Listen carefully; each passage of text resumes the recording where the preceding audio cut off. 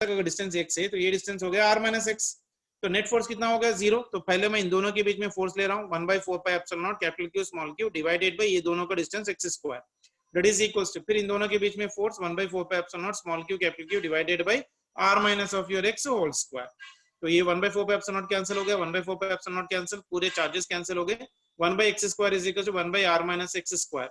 तो स्क्वायर निकाल दिया मैंने r minus x is equal to x आ गया तो r is equal to 2x। तो x की वैल्यू कितनी आ गई तो r/2। अब चार्ज निकालना है तो ये देखो कैपिटल Q के बीच में एक फोर्स होगा और स्मॉल q और कैपिटल Q के बीच में एक फोर्स होगा। तो 1/4 pi epsilon naught small q capital Q by x square plus 1/4 pi epsilon naught capital Q divided by r square is equal to 0। ये इधर लेके चले गए तो नेगेटिव हो जाएगा। तो 1/4 pi epsilon naught small q capital Q divided by x की वैल्यू कितनी है r/2। तो मैंने r/2 होल स्क्वायर डाल दी that is equals to minus 1/4 pi epsilon naught q square by r square. ये r स्क्वायर ये r चले गया ये कैपिटल Q इसमें से एक स्क्वायर चले गया 1/4 pi epsilon not 1/4 pi epsilon not चले गया। तो ये r स्क्वायर कितना हो गया 4 ऊपर चले गया तो 4q is equals to minus of your q। तो यहाँ पर हो गया 4q is equals to minus of your q part of relation. यहाँ तक हुआ। तो स्मॉल q की वैल्यू कितनी है बेटा small q is equals to कितना आ रहा है देखो जल्दी से minus of your capital Q q by by 4। Clear है सभी को? Yes sir. Yes sir. चलो नेक्स्ट क्वेश्चन देख लेते हैं जल्दी से। Two fixed point charges 4q and 2q are separated ये आप लोग करके बताओ जल्दी से are separated by a distance x separated by a distance of your x full stop where should the third point charge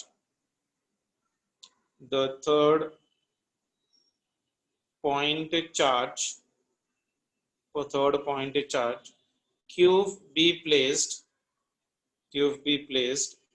for it to be in equilibrium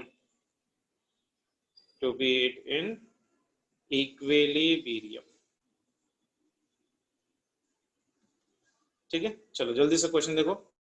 2 fix points है बेटा मेरे पास। यहाँ पर एक फिक्स पॉइंट है और यहाँ पर एक फिक्स पॉइंट है। तो यहाँ पर मान के चलो दोनों के बीच में की जो दूरी है बेसिकली यहाँ से यहाँ तक का जो डिस्टेंस है ये मेरे पास 4q चार्ज है और एक चार्ज कितना है 2q separated by distance of your x यानी दोनों के बीच में की डिस्टेंस जो है ना x। Where should the third point charge q be placed यानी इनके बीच में कहीं पर मैं यहाँ पर एक चार्ज रख रहा हूँ मान के चलो q।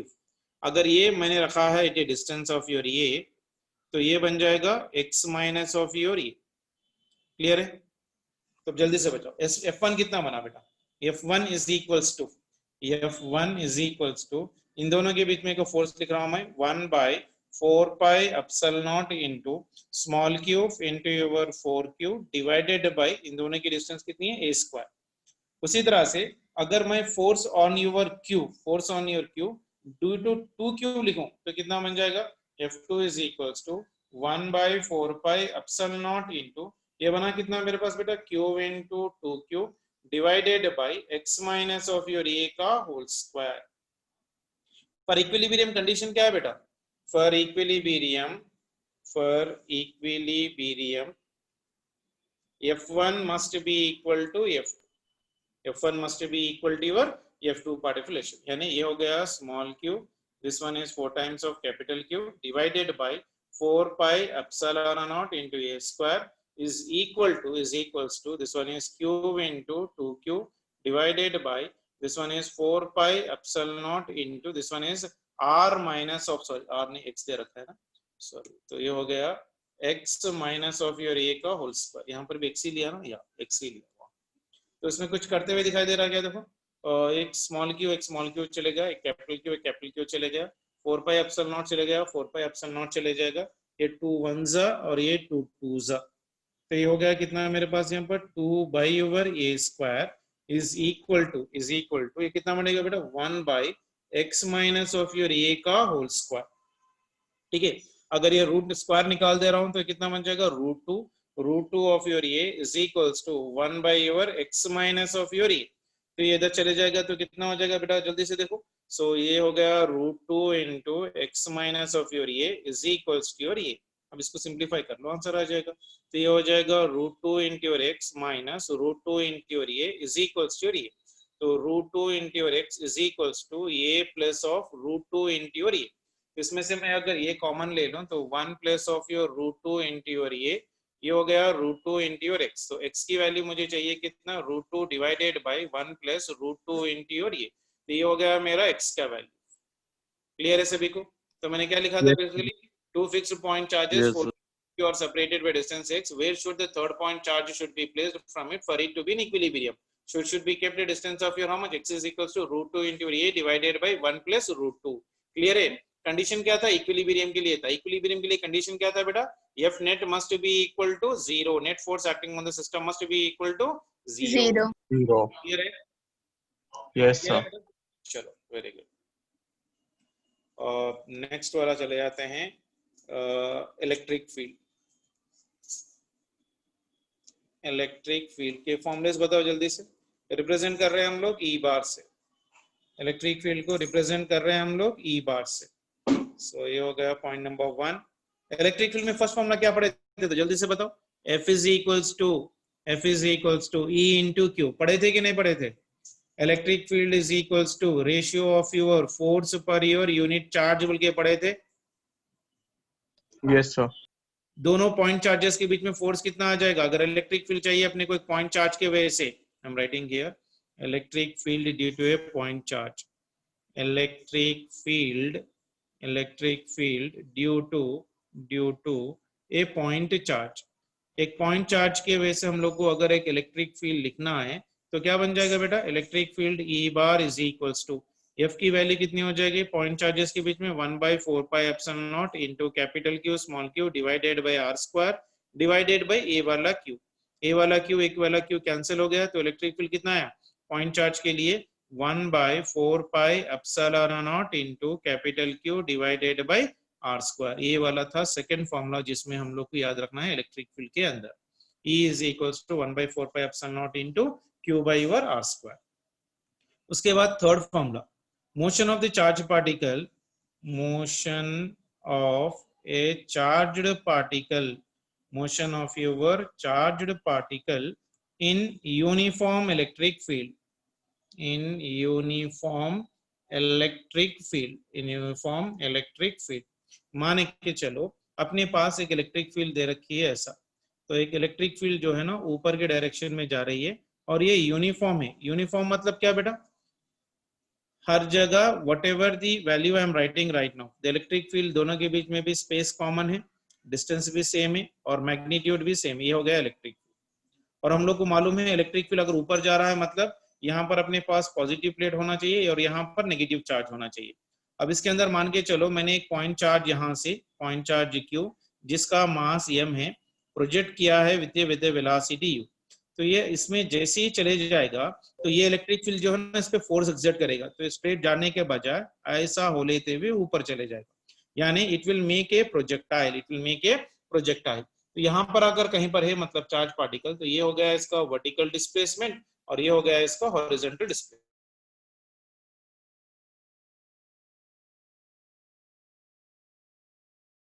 इलेक्ट्रिक फील्ड एक्ट कर रही है इस पे,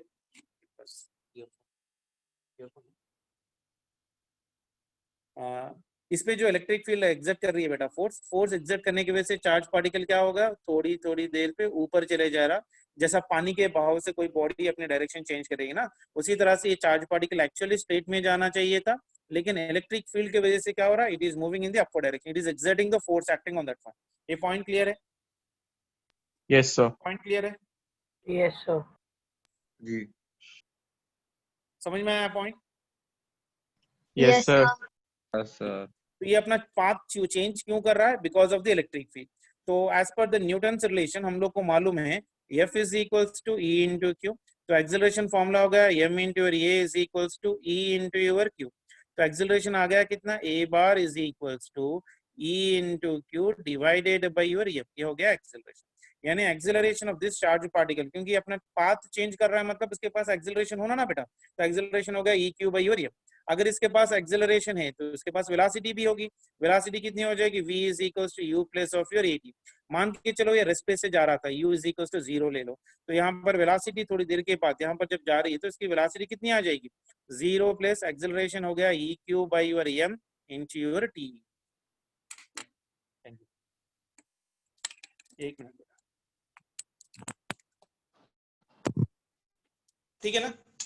वेलोसिटी कितना आ गया, v is equal to u plus of your A T, acceleration आ गया e cube by your m into t। So velocity आ गया मेरे पास v is equal to e cube into t divided by your mass m। तो ये हो गया मेरे पास इसका वेलोसिटी। यानी इस पार्टिकल इस रीजन के अंदर कहीं पर भी अगर मुझे इसकी वेलोसिटी चाहिए, मान के चलो यहाँ पर, चाहे मान के यहाँ पर कहीं पर भी अगर इसकी वेलोसिटी चाहिए, तो I am using the kinematic equation v is equal to u plus A T. अगर initial velocity of the particle 0 है तो u 0 डाल दो, एक्सेलरेशन का फॉर्मूला आ गया, ये लेके आके यहाँ पर डाल दो, सिंपलीफाई करो, v is equal to e q into t by your m। आया सभी को ये? Yes, sir. क्लियर है? जी सर।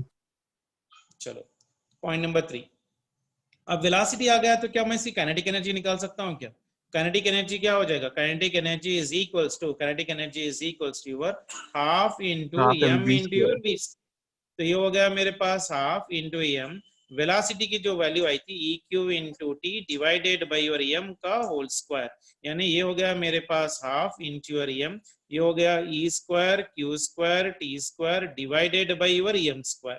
तो एम और ये स्क्वायर चले गया, तो काइनेटिक एनर्जी आया कितना मेरे पास, kinetic energy is equals to E square Q square T square divided by your 2 times of your M, divided by your 2 times of your M. Clear है सभी को? Yes, तो sir. Kinetic charge particle in the electric field अगर पूछा तो क्या लिखोगे, half into E square Q square T square by your 2m। अगर वर्टिकल डिस्प्लेसमेंट पूछ रहा प्रॉब्लम में, what is the vertical displacement, आप बोलोगे सर जैसे ही ये इलेक्ट्रिक फील्ड में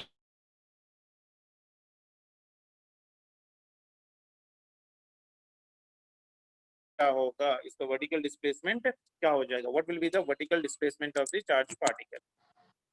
ठीक है ना। अब वर्टिकल डिस्प्लेसमेंट निकालना है तो क्या होता है, देखो which kinematic equation I can apply, sy is equals to, I can apply the relation sy is equals to uy into t plus half into ay into your t square। Initially vertical velocity of the particle कितना है, 0 है। देखो diagram में, sorry diagram में देखो, क्या या initially क्या कुछ वर्टिकल कंपोनेंट है क्या, कुछ नहीं है ना। तो इनिशियली इसकी वर्टिकल कंपोनेंट कितनी है, 0 है। तो यू वाई को 0 डालो, वाई एस वाई को क्या हो जाएगा, वाई हो जाएगा। So Y is equals to half into acceleration along Y direction, मतलब कितना, E cube by your M, E cube by your M. Acceleration of the charge particle कितना है, देखो ये is equals to E cube by your M आ गया। तो into your time हो गया मेरे पास ये टी स्क्वायर। तो ये देखो बेसिकली टी, और x वैल्यू निकालो, बेसिकली हॉरिजॉन्टल डिस्टेंस कैसा हो सकता है बेटा, horizontal distance is equals to horizontal velocity into time, uniform motion है ना। So t is equals to कितना बन जाएगा बेटा, x बाय ओवर u। तो ये हो जाएगा y is equals to half into e cube by over m into t। t की वैल्यू कितनी है, x बाय ओवर u का होल स्क्वायर। तो इसमें e कांस्टेंट है, चार्ज कांस्टेंट है, मास कांस्टेंट है, और horizontal velocity of the charge particle is also constant. लेकिन x वैल्यू चेंज हो जाएगी, तो y इज इक्वल्स टू, मैं लिख सकता हूं इसको k into your x square. अगर y is equals to k into x square है, मतलब equation of this one will be what, parabola. Path made by that one will be what, parabola. तो इसका जो पाथ बन रहा है, क्या बन रहा है बेटा, पैराबोलिक पाथ बन रहा है बेसिकली। क्लियर है सभी को? Yes, sir. Yes, sir. Clear है ना? Yes, sir.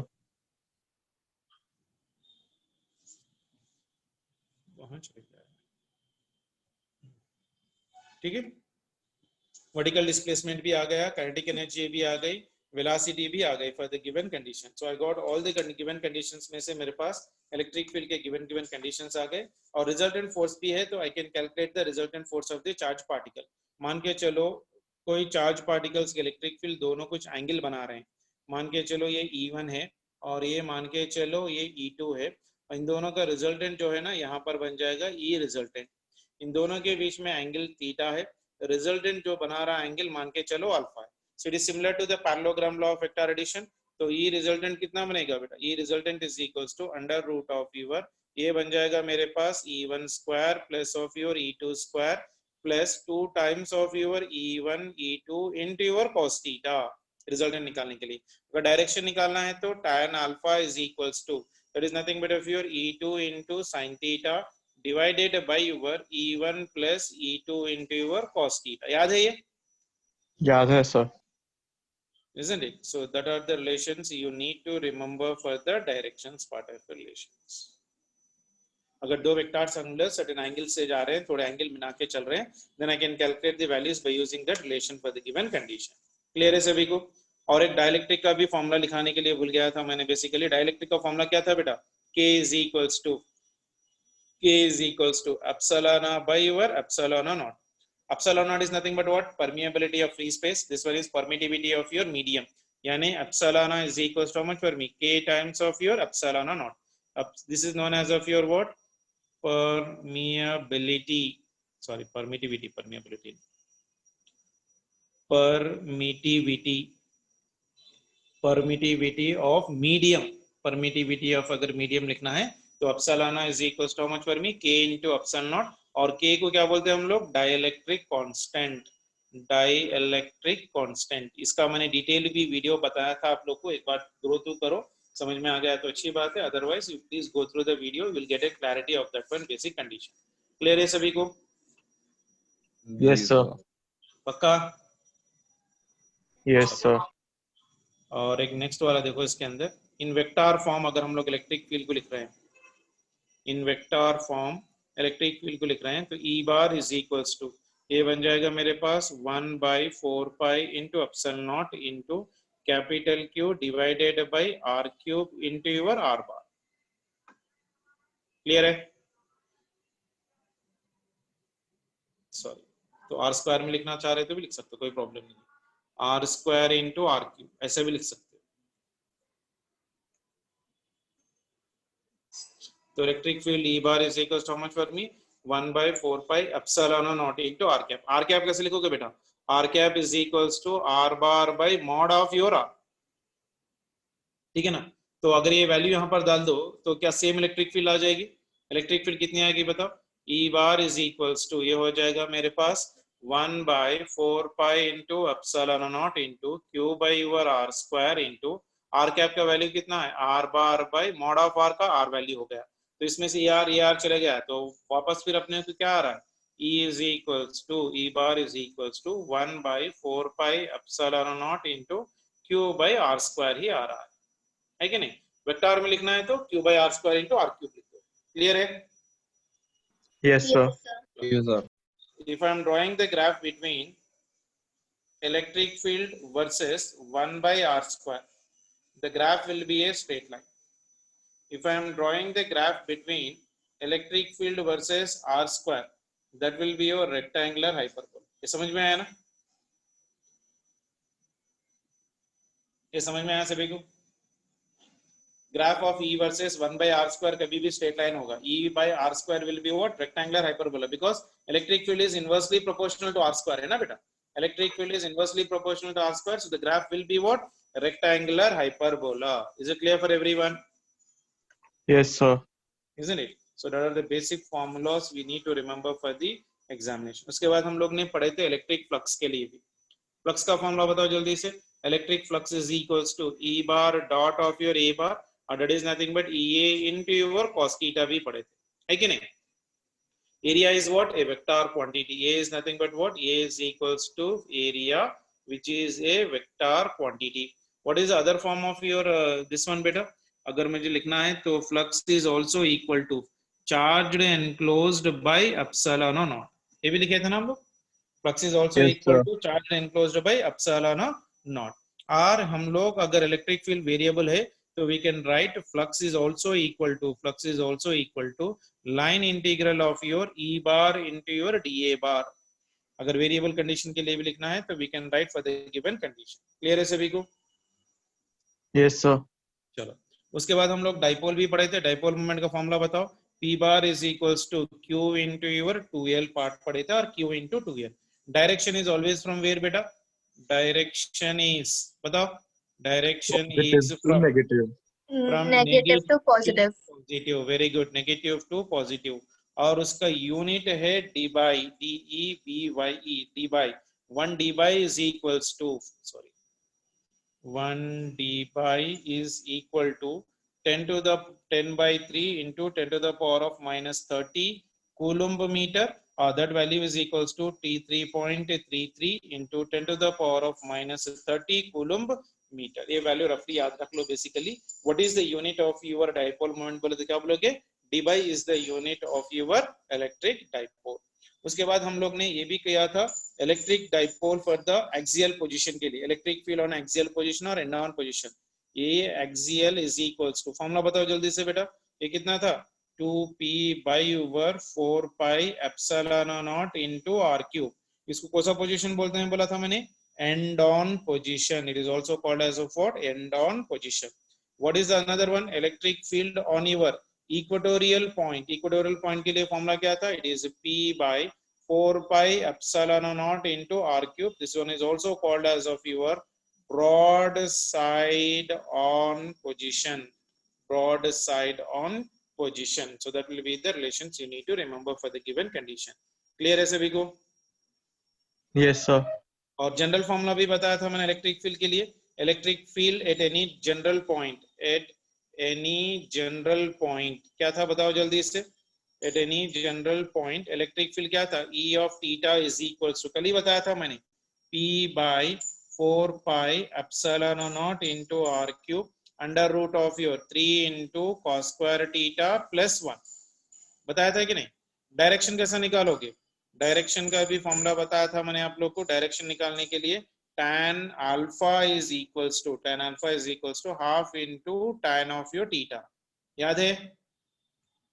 कल ही कराया था। At any general point electric field is calculated with this formula, और tan alpha is equals to your half into your tan of your theta part of relation. Clear है सभी को? Yes, sir. जी sir. जी sir. Okay उसके बाद हो गया charge distribution.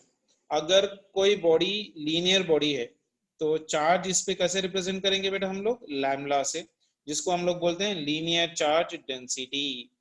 Linear charge density, linear charge density is associated by your one dimension body. One dimension bodies के लिए lambda is equals to charge पर यूनिट लेंथ, और उसका यूनिट हो गया कूलम्ब पर मीटर। और सेकंड वाला is nothing but of your surface charge density.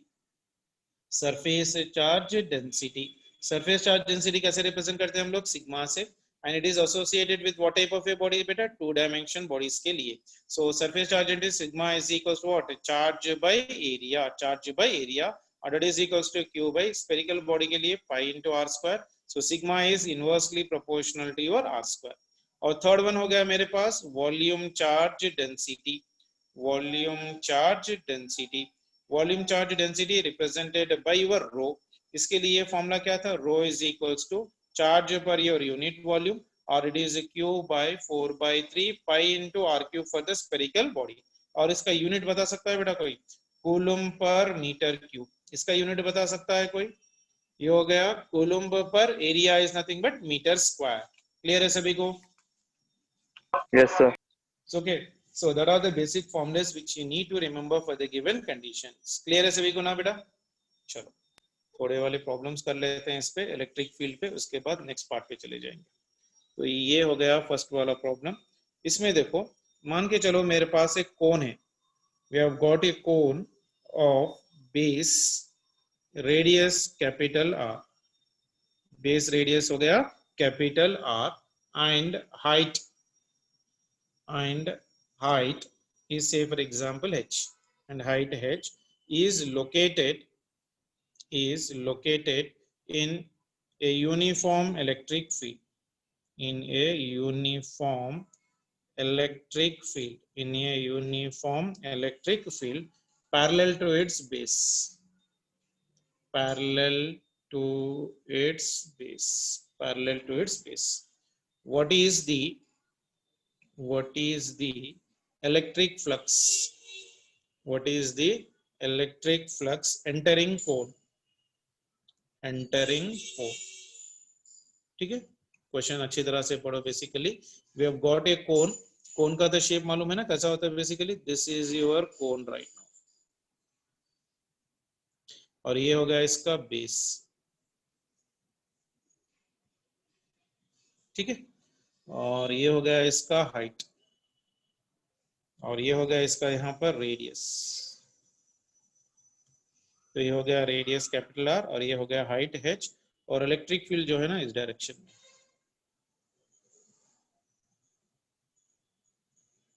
ये हो गया electric field, that is nothing but of your E bar. अब क्वेश्चन पढ़ो, a cone of base radius capital R and height is nothing but h is located in uniform electric field parallel to its base, यानी ये जो electric field है ना इस base के parallel, नीचे है ना ऐसा बेस के पैरेलल, इलेक्ट्रिक फील्ड पूरी बेस के पैरेलल है। So whatever a flux is entering, the same flux will be coming out. So what is the flux entering? Flux is entering to this part of a triangle. So flux entering the cone is equals to how much I can write? Flux entering the cone, flux of your cone is equals to electric field vector into your area vector, into your area vector. So area of the triangle facing the electric field will be equal to how much beta? Area will be equal to half into height into base. Base is nothing but how much for me? 2r. तो ये हो गया मेरे पास कितना area, h into r. So flux will be equal to how much beta? Electric field E into this one is nothing but equal to how much for me? Half into this one. That means this is nothing but directly h into r. So into r. Clear है? Electric field is entering only this part of a triangle ना, so area of this triangle will be equal to half into height into base. इसका total base कितना हो जाएगा मेरे पास 2r, ठीक है, तो ये हो गया एरिया कितना h into r. So flux entering to the cone is equals to electric field into area of the cone, area of the triangle facing the electric field, जितना ही face of the triangle through which the electric field is been entering part of a relation. Clear है सभी को? Yes, Yes, sir. sir. और चल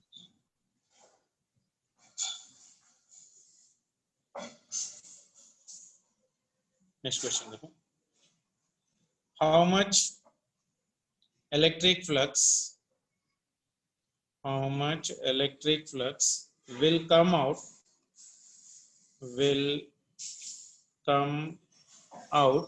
through a surface, will come out through a surface,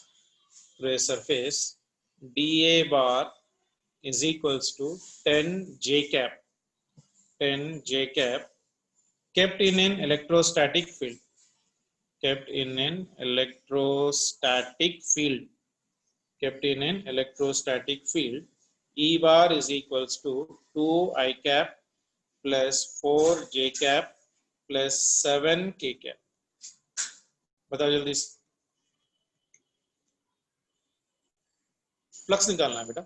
So flux is equals to E bar into area vector TA bar. चलो बताओ जल्दी से कितना हो.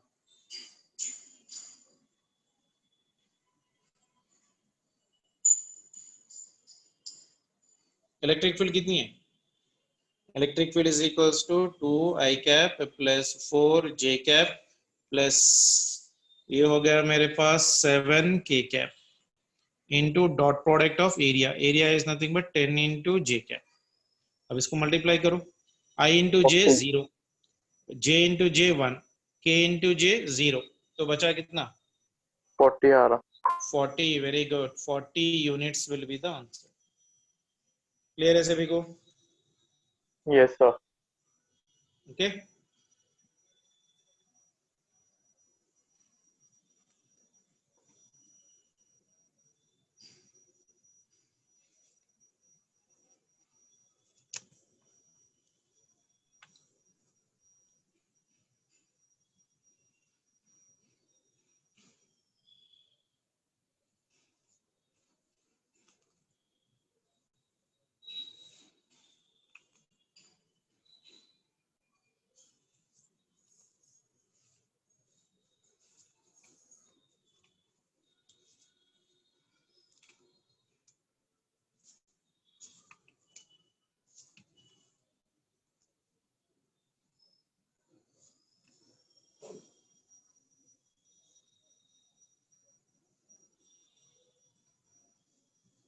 चलो नेक्स्ट क्वेश्चन दो बेटा.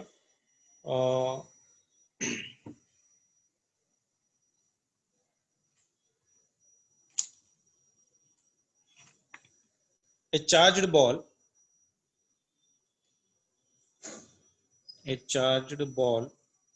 of mass, a charged ball of mass 2.0 gram is suspended by a string of length 10 centimeter in a horizontal electric field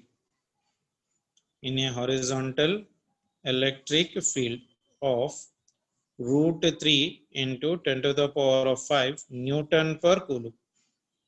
First off, if the balls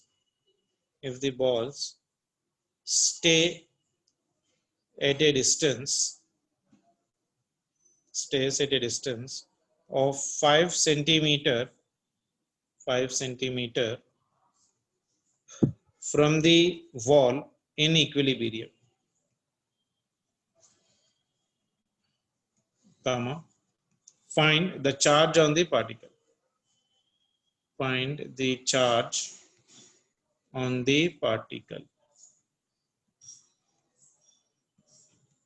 ठीक है ना? चलो जल्दी से ट्राई करो एक बार। क्वेश्चन देखो पहले।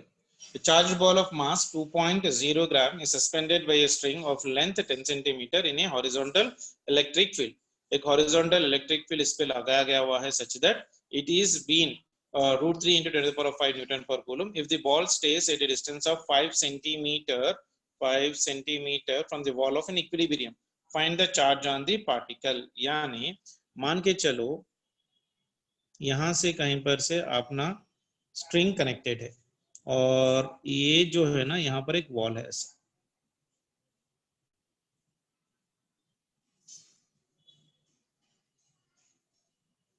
तो ये हो गया वॉल। ठीक है, इस वॉल के इस पॉइंट से एक बॉल सस्पेंडेड है by the string. So by the string मतलब मान के चलो यहां से, और यहाँ पर एक बॉल है और इन दोनों की जो दूरी है यहाँ से यहाँ तक ये दे रखा है 5 सेंटीमीटर इन द प्रॉब्लम। अब ये इक्विलिब्रियम में है तो ये कुछ एंगल बनाए रहेगी with respect to the wall at an angle theta. इस पे क्या क्या फोर्सेस लगेंगे बेटा? एक तो इसका वेट लगेगा नीचे, और एक इसके स्ट्रिंग के अंदर एक टेंशन डेवलप होगा टी, और ये भी टेंशन डेवलप हो गया टी। तो अगर मैं इसको रिजॉल्व करूं बेसिकली तो देखो यहाँ पर अगर टीटा है तो ये भी मेरे पास टीटा है, तो अगर इसको मैं रिजॉल्व कर रहा हूँ टी को तो यहाँ पर बन जाएगा टी कॉस टीटा ऊपर की जगह पे, और इसके जगह पे यहाँ पर कितना हो जाएगा T into your sine theta. ठीक है ना? Yes, clear sir. है? ठीक है, चलो अब देखो उसने क्या बोला कि a charged ball of mass 2 gram is suspended by a string of length 10 centimeter in a horizontal electric field of root 3 into 10 to the power of 5 Newton पर कूलम। अपने पास एक इलेक्ट्रिक फील्ड भी लगाई गई हुई है। सो इलेक्ट्रिक फील्ड के ऊपर चार्ज पार्टिकल मतलब क्या हो जाएगा बेटा? इस पे अगर इक्विलिब्रियम है, इसके इक्वल एंड ऑपोजिट हॉरिजॉन्टल में अपने को एक फील्ड लगाना चाहिए so that it will remain in equilibrium. तो ये हो जाएगा एफ इलेक्ट्रिक हॉरिजॉन्टल। अगर ये दो इक्वल है तो ही ये बॉडी इक्विलिब्रियम में रहेगी। अगर इन दोनों में कौन भी एक ज्यादा कम हो तो ये मूव करना शुरू करेगा। यानी horizontal forces both of them should be same in the given figure. ठीक है ना? इसका डिस्टेंस कितना दे रखा है 10 centimetre. Length of this one is given as of your 10 centimetre part. So in equilibrium अगर मैं लिख रहा हूं इन इक्विलिब्रियम, ये बात समझ में है ना कि Fe कहां से आया? क्योंकि हॉरिजॉन्टल इलेक्ट्रिक फील्ड लग रहा है इस पे। ये horizontal electric field T sin theta के बराबर होगा तो ही इक्विलिब्रियम में रहेगी। सो इन इक्विलिब्रियम के लिए कंडीशन क्या लिख रहा हूं मैं बेसिकली? ये T cos theta must be balance your mg and T sin theta must balance your electric field. तो मैं यहाँ पर पॉइंट लिख रहा हूं basically in equilibrium t cos theta balances your weight and t sin theta balances your electric field। तो ये मान के चलो इक्वेशन नंबर 1 है और ये मान के चलो इक्वेशन नंबर 2 है। इक्वेशन 2 बाय इक्वेशन नंबर 1 कर लो। sin by cos will give me what? tan। so tan theta is equals to fe divided by your mg। ठीक है ना? tt gets cancel तो sin by cos हो गया tan, tan theta is equals to fe by your mg। From figure देखो sin theta की value कोई निकाल सकता है क्या? sin थीटा इज इक्वल्स, ये 5 है ये 10 है तो this one is 5 by 10 so that will be equal to 1 by 2। तो थीटा वैल्यू कितना बन गया? Theta is equals to sine theta is equals to 1/2, यानी tan थीटा की वैल्यू कितनी आ जाएगी बेटा? tan theta value will become for me √3। Clear है? यस सर, समझ में आ रहा है? आ रहा सर। Fe कैसे लिख सकते हैं बेटा? Fe is equals to E into Q by mg लिख सकते हैं। पूछ रहा है क्या प्रॉब्लम में, चार्ज ऑन द पार्टिकल, तो क्यू निकालना है। तो क्यू अगर मैं निकाल रहा हूं तो कैसा हो जाएगा? देखो ये क्यू इज इक्वल्स टू, ये हो जाएगा मेरे पास mg into your tan theta divided by electric field. तो यहाँ पर मास का वैल्यू दे रखा है 2 ग्राम्स, यानी 2 इंटू 10⁻³ इंटू जी की वैल्यू मैं ले रहा हूँ 9.8, tan थीटा आ गया मेरे पास √3 डिवाइडेड बाई इलेक्ट्रिक फील्ड दे रखा है मेरे पास √3 इंटू 10⁵। इसको सिंप्लीफाई कर लो, that will give me the answer. Equation देख लो, सभी के लिए क्लियर है? tan theta is equal to Fe by mg, Fe is equal to E into Q, होता है ना? इलेक्ट्रिक फील्ड में F electric is equal to how much कितना होगा? E into Q। तो थीटा वैल्यू नहीं दिया, तो फ्रॉम द गिवन फिगर 10 दिया है, 5 दिया, तो sin theta is 5/10, that is 1/2। तो sin थीटा अगर 1/2 है तो tan थीटा कितनी हो जाएगी? √3। तो इक्विलिब्रियम ले, vertical forces and horizontal forces equal होनी चाहिए, तो दोनों को डिवाइड कर लिया, got tan theta is equal to EQ by mg। Q बाहर निकालना है तो tan theta mg divided by E। तो E दे रखा है प्रॉब्लम में √3 इंटू 10⁵, मास दे रखा है 2 ग्राम्स, तो कन्वर्ट कर लो इसको केजीएस में। और क्या दे रखा है? बेसिकली इलेक्ट्रिक फील्ड भी दे रखा है, और क्या चाहिए था अपने को? जी की वैल्यू तो 9.8 है, थीटा वैल्यू आ गई, तो simplify you will get the answer. देखो कितना आ रहा है, जल्दी से बोलो। सर जी 10 ले सकते हैं ना? हाँ जी, अप्रोक्सीमेटली 10 भी ले सकते हो, प्रॉब्लम नहीं है। वो भी लेके करना चाह रहे तो पढ़ लो, कोई प्रॉब्लम नहीं, नियर बाई आंसर ही आएगा। कितना आ रहा है देखो?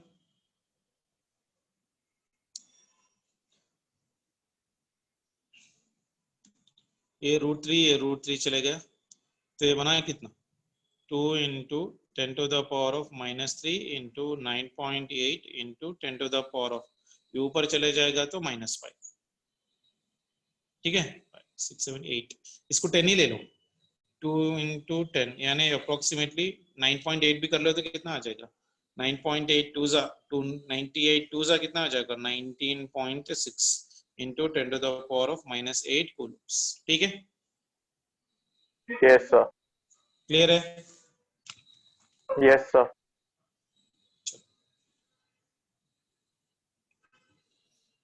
एक क्वेश्चन आपके लिए होमवर्क छोड़ रहा हूं, प्लीज आप लोग करके मुझे कल किसी हाल में हर कोई बताएगा, ओके?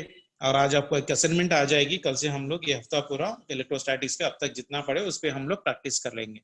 सो देखो, two charged particles of masses 4m and m having charges plus q and plus 3q are placed in uniform electric field,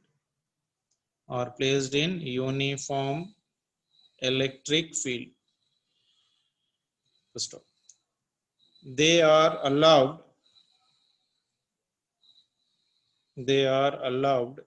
to move